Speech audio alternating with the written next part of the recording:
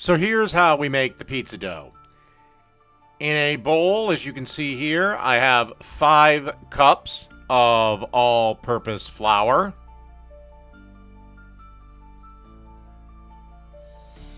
Then I'm going to add 2 packs of instant dry active yeast. If you use regular active dry yeast, not the instant stuff, then you will have to warm up the beer to about 110, give or take. Then we want to add a teaspoon and a half of sea salt.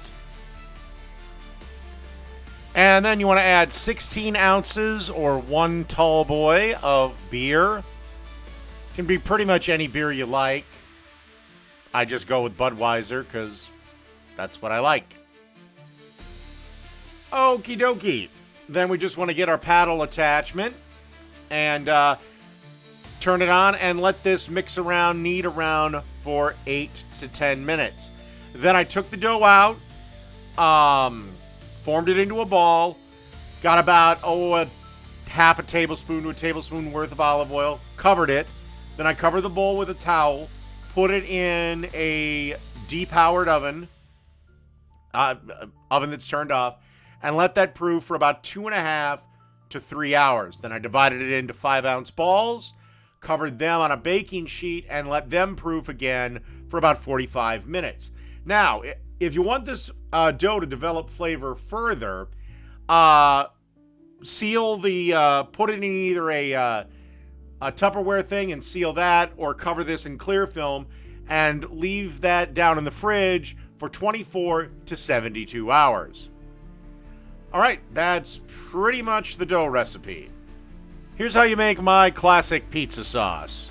You take 28 ounces of tomato sauce, add a tablespoon of olive oil, 3 cloves of minced garlic, a teaspoon of salt, 2 teaspoons of balsamic vinegar, a teaspoon of Italian seasoning, a half a teaspoon of black pepper, and a 1/4 teaspoon of red pepper flakes.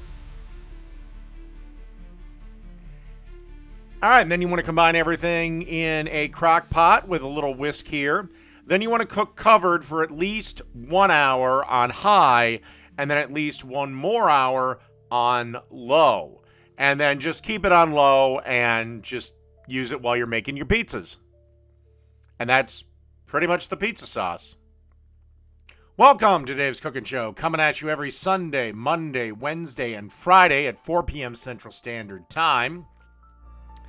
Don't forget to like, share, and subscribe, and leave a comment. It helps the video out a ton. And don't forget to click the bell notification so you know anytime I go live. Now, with all the stuff YouTube makes me say out of the way, let's get into today's video. Today, we have a 5-cheese bacon pizza. As you can see here, the first thing I'm doing is adding a nice little layer of ricotta cheese. And then we're going to add a good amount of our pizza sauce. And then we want to add some bacon. Followed up by some feta cheese.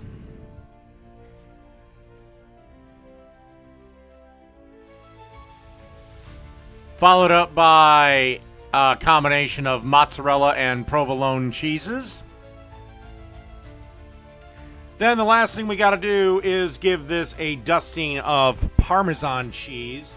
And then we're going to put this in a 550-degree oven, or as hot as your oven can go, with the oven rack on the bottom, or as near to the bottom as you can get it.